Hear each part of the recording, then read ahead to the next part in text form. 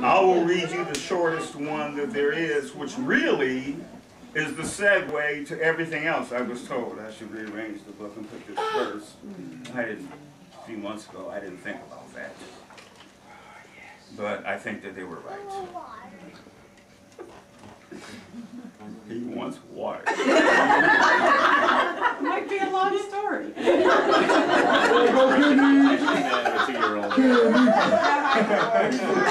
It is actually a very short one, but it really characterizes the origin and the source of all the others.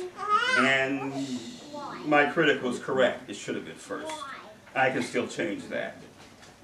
The name of this story is called, forgive me, I don't have on my reading glasses.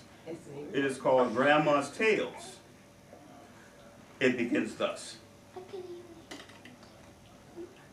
What did he say? He said, how can you read if you can't see? Isn't that what he said?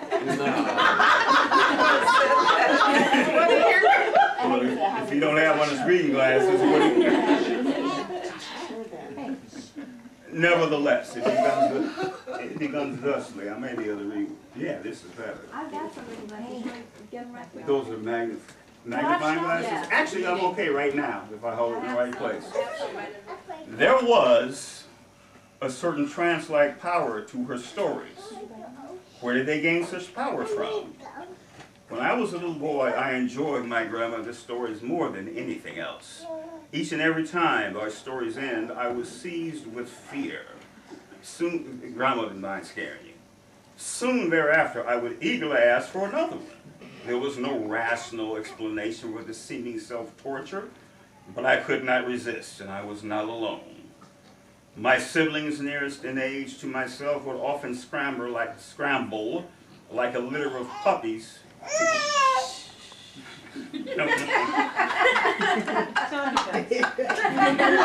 That's what they sounded like.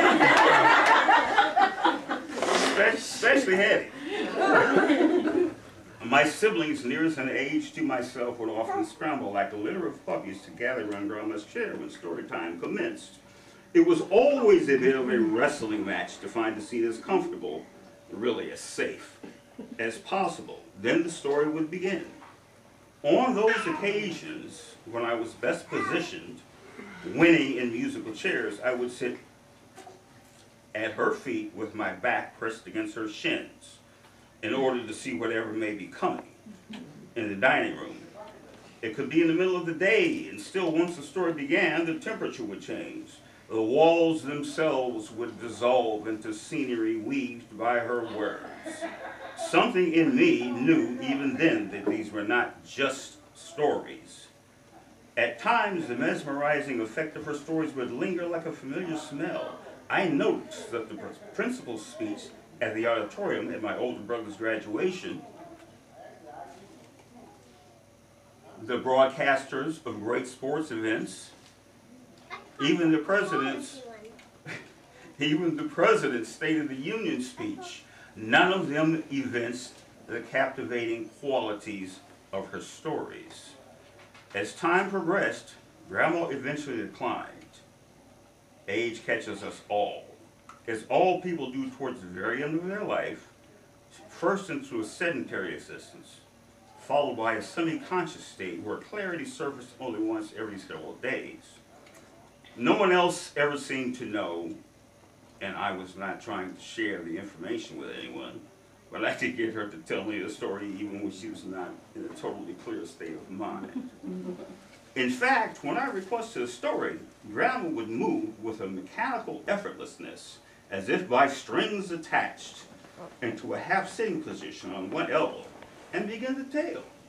Finally, it became the only time she was visited by lucidity at all, was when I requested a story. Moreover, her tales began to take on theatrical proportions far exceeding their former expressions. There were fluctuations in her voice that vividly painted the soul of every character, a narrative magic that sent one's mind hurtling through the heavens, and a sense of gravity that took one straight to Hades at the merest of her whim. These stories bent the fabric of the universe itself. They became unbearably frightful.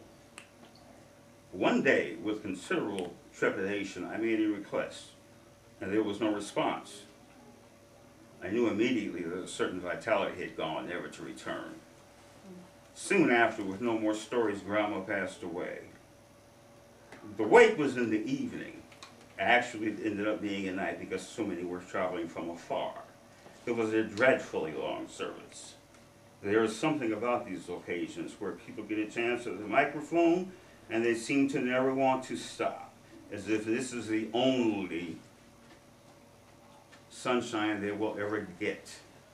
Finally, I shouldn't fix this sentence. Finally, as at least one geological epoch came to a close, the service ended, and the only remaining formality was to visit the casket and do whatever it is that people do when that time comes. Some people talk to the corpse, some cry, some are too horrified to do anything but submit to the procession, anxiously hoping for the dreadful event to end. What caught my eye, however, was that there seemed to be far more people visiting the casket than had participated in the overall funeral proceedings. I do not know if it was in the tears of my eyes, for I did cry for my dear grandmother's departure, or just the effusive display of emotions from everyone, but there were people there that I had not even remotely recognized. Well, I guess it occurs at funerals. They bring us together, at least for the event. At the line I was in slowly progressed, allowing each to wince or cry as he or she pleased. I could not help but notice that the population within the room was still increasing beyond reasonable measure. Many of them were only lining the walls of the room out of the light so that their faces really could not be made out at all. While nearly everyone was wearing black, they were wearing a very dark gray, the color of shadows. And there was a distinct something, a presence of some kind coming from them. And it increased as I approached the casket. I did really not want to proceed any further. Realizing that no one would understand if I fled from the room in terror, I caught hold of myself and peered into the casket. Grandma looked innocuous enough. She did not move. Maybe I thought she might. Her eyes did not open, but I perceived that I was surrounded by these people, which had been standing around the edge of the room. Suddenly, they were all standing around me at the casket, and still even close up. They were shadow-colored, and they had no faces. It was then that I realized no one else could see them. Well, then I could hear my grandmother's voice. Fear not, my child. They have always been around you. You have always known that my tales were no ordinary stories. That is because they have always taken turns talking to you through me. I looked at her. She was dead. No movement, no warmth, no nothing. The spirits were accustomed to using her voice. It will be uncomfortable at first. This is Grandma speaking to me, without moving her lips. It will be uncomfortable at first, with them struggling with one another to spin the tale this way or that. But as time passes, you will learn to balance yourself and let them join you in becoming the next storyteller of our family. They actually cannot do it without you, but you certainly do not want to deny them either. Above all, remember to always tell tales of terror, or they will become rancorous and agitated, and they may even visit their horror upon you if you do not. I wanted to fall to my knees and just cry. I wanted to jump into the casket. Who else would believe such events? Should I explain it to them? I have told someone long ago about the various... I should have told someone long ago about the very special nature of Grandma and her stories. But I was too selfish, and I kept it all to myself. Now it, and all of them, really would be kept me alone for the rest of my life until someone who likes my stories a great deal visits me in my casket. The same phenomenon may take place. Epilogue. It's her fault.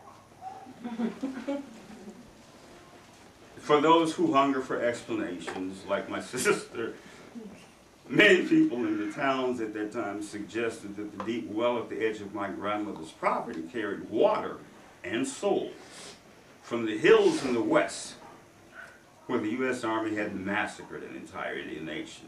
This was supposed to be the origin of the spirits that surrounded Grandma.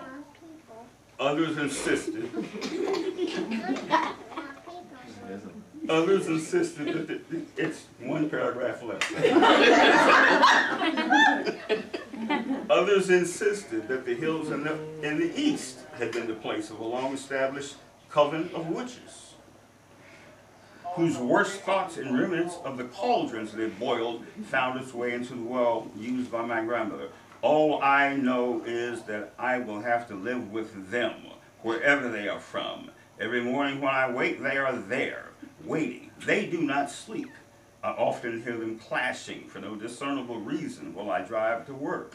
At some times during the year, they seem to retreat in unison in the distant corners of the universe of my soul, only to return with replenished vigor and exacerbated potential for telling their stories, because this, of course, was their existence.